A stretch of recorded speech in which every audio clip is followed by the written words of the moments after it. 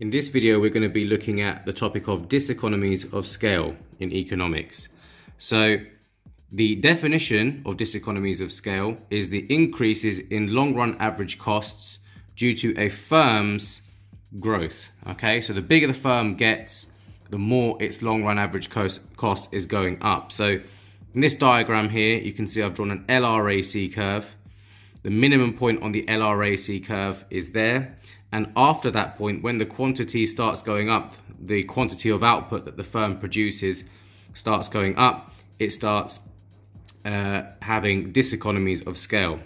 Okay, so why is that? Okay, so that's the diagram. So that's what you would draw in an exam. Make sure that you draw the LRAC curve, okay, as well. Don't just call it the AC curve, so call it the LRAC curve.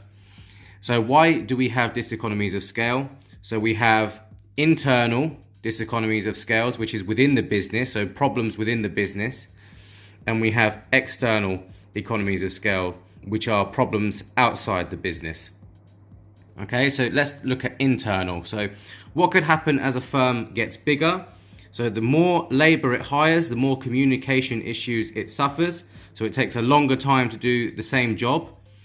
There's also managerial problems. Okay, so we have certain managers, they have a larger workforce to control.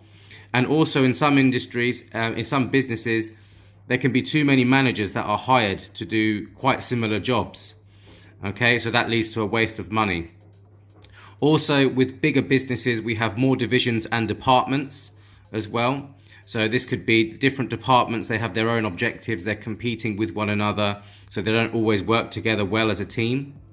Or it could be different departments like in different countries, for example, and it's very difficult to communicate and get stuff done. And also with bigger businesses, there could be increased wastage as well. So, for example, if you have bigger warehouses, you've got more stock, so that's more stock to go missing, more stock to keep account of, and it becomes more and more difficult to do that. Okay, so these are the reasons why diseconomies of scale can occur. Now, external diseconomies of scale, this is where something is happening with outside the firm. So it could be like an increase in the size of the industry that the firm is in.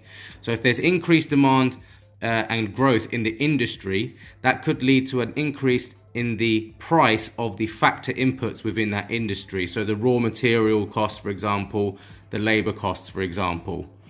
Okay, so there's more demand in the industry, there's going to be increased costs for the raw materials and the labor within that industry. So for example, let's say the industry for electric cars, over time you'll start seeing the prices of lithium, the element that goes into the batteries, start to increase. Okay, so that's going to start increasing those costs. Okay, also there could be insufficient amounts of certain inputs as well that contribute to the increase in price. So it's not always the demand in the industry that leads to increase in price. It could also be down to scarcity issues as well, that a lot of people want it, but there's not enough of it.